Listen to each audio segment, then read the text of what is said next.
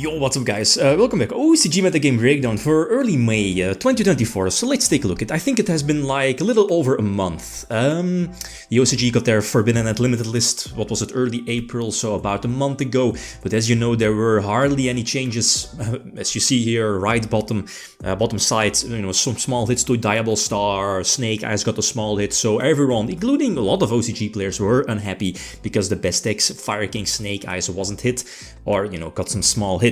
But Infinite Forbidden dropped, was it past weekend, and the first results are in, and this got me excited. So let's take a look. A lot of new cards, looking at Tenby Dragon, Yugioh support, other Whitewoods, for example, so let's dig in. And as Riddim the King mentions, again, I will leave a link in the video description, is that Infinite Forbidden had a huge impact on the OCG metagame. So his analysis, 322 top performing decks, 71 tournaments in Japan, China mainland, etc. So end of April, early May. So that's a lot actually. Okay, let's zoom in. Tenby Dragon, it's currently taking over Fire King Snake Eyes, and just, you know, like some time ago, Fire King also got a new pure Fire King card, which is why, as you see, or will be seeing in the decklist, in the pure Fire King decklist, that they are main decking the OG Garonix as well. But with the new support, Tenby Dragon is pretty much taking over Fire King to take the top spot, basically. First place, even though it's, you know, still very early. Players probably want to play the new support as well. No kind of big tournaments yet, but seeing that Tenby Dragon is taking over top spots is no surprise, because the new support is kind of bonkers. It gives them a second tuner as well. So Fire King, Yugioh, Snake Eyes, 10%, and then some rogue decks, Voiceless Voice, Memento. Keep an eye out for that one. Unchained, and then a lot of other decks, looking at Whitewoods, for example. So the first deck list being discussed, being Tenby Dragon. I think, you know, if I remember correctly, Tenby Dragon got 3 new cards, like one Stratos, which this particular player is running one of. What is it? The Dora Draco? You know which one I mean. The level 3 fire that upon summon searches, so it's basically a Stratos, but one seems fine. I think I was also running one, I can't remember, back when I was testing this new support. But they also got a new Poplar alike card. A new tuner as well, so that basically gives the deck another tuner, which again makes them less vulnerable to stuff like the Black Goat Laughs, right? Again, one of those deck cards people, OCG players, were main decking / side decking probably against the deck.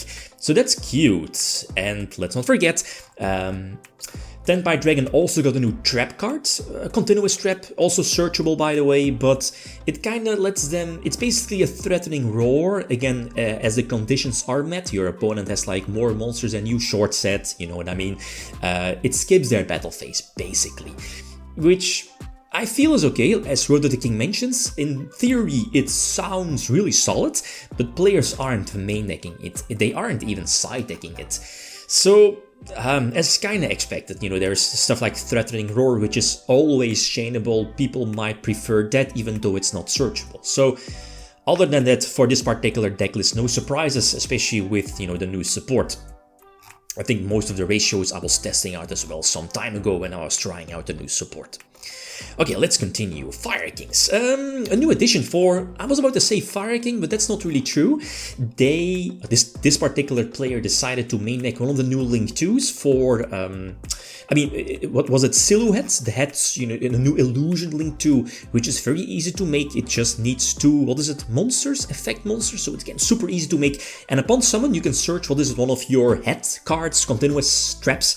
You could use or search what was it, the new trap card that was revealed with this silhouette card, which is basically a monster negation for the amount of, what is it, illusion monsters you have face up on the field. So it's basically a searchable impermanence. But there's another card, another continuous trap, monster trap you could search, and that's Angel Statue Azurun. I hope I pronounced that one correctly. And it acts like a Thunder King, like when your opponent summons a monster, tribute itself to pop the monster, basically.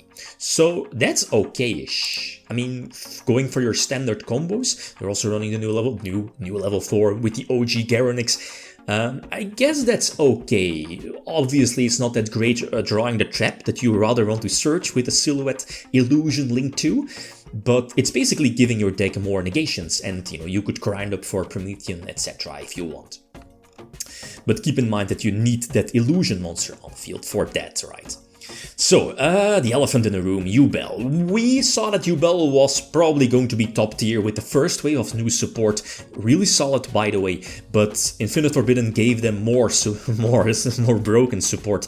Looking at the more generic cards like Fiendsmith. Fiendsmith, serves as like two big purposes. Either if you're going first and you have your combo cards, you can go for your, Caesar, negating monster effects. Of course, preventing your opponent from using Nibiru on you, while on the other hand, if you don't have your, your Yugioh stuff going, you could go for Beatrice and then send your Lotus to the graveyard, reborn it eventually, and then turn on your Yugioh package short set. Fantastic.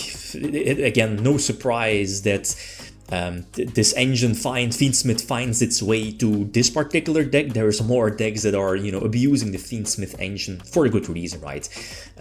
It's basically for free and hardly comes with any costs or downsides. Maybe some small extra deck space you need, but this is a really strong deck. 8-0, third place? Finished third, yeah.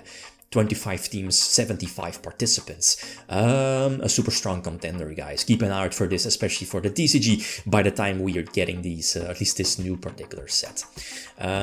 Okay, so let's continue. Snake Eyes. I was about to say pure Snake Eyes, but that's not the case. Snake Eyes also has the capability to run Fiendsmith in the main deck. Again, pretty much the same goal, I guess. You're not using your normal summon going first. If you have the Snake Eyes package open, it got, hindered by their Forbidden and Limited list. Not that much, but you could go for your Caesar again, making sure that your opponent cannot nip you, or again going for Beatrice, send, Snake Eyes Ash to the graveyard, and then reborn it with Promethean Princess, and again, you're turning on your full combo for that. Another cool thing was, and this is not new, I remember playing this one in Trickstar with the new support, and that's, instead of going for Caesar for monster summon negations, you can go for Beatrice, and then Beatrice, especially in game number 2 or 3, where this player is side-decking Angel of Blue Tears. It's a trap card, and it's a spell that if you deal, burn damage to your opponent, Fiendsmith can do that with their graveyard effect. You can banish the trap and then banish the spell to search a trap from your deck. So it basically says that if you're going first, send this Angel of Blue Tears to the graveyard with Beatrice, deal burn damage to your opponent, and then search a pointer or Dimensional Barrier, which against most decks could be GG instantly if you're able to activate that one. Next, two extra deck lists that they weren't really featured on Road to the King, but I was looking forward to these two new archetypes. Well, two new, they aren't really new, but first of all, Gimmick Puppet. I featured Gimmick Puppet some time ago, what was it, a month ago, featuring their new FTK, and this particular deck got first place, by the way, but in a team tournament. So the entire team got first place, including this one, Gimmick Puppet. So the thing with Gimmick Puppet is that they got a new Armageddon Knight that sends a is it Bloody Mary? It's not Bloody Doll.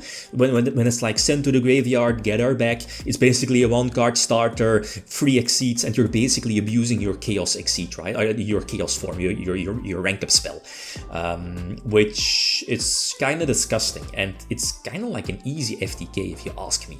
You can FTK through Nib and through hand traps. Again, disgusting, but the question is though, is this consistent enough to, to keep getting these particular results during the upcoming weeks? Probably not, but keep an eye out for Gimmick Puppet. Again, consistent FTK. The last one, again, I was also looking forward to this one. Playtested Whitewood some time ago. You could playtest them with the toy cards, but it seemed that for, like a high top tier competitive metagame, they definitely will find their way featuring Centurion. I mean, like one of your Whitewood's combos, it pivots into your Centurion combo by going for a free level 12 synchro. The new level 12 Centurion searches basically the field spell, and you can go from there. So so that's kind of disgusting. Good riddance of the King Calamity. Again, the OCG doesn't have that one.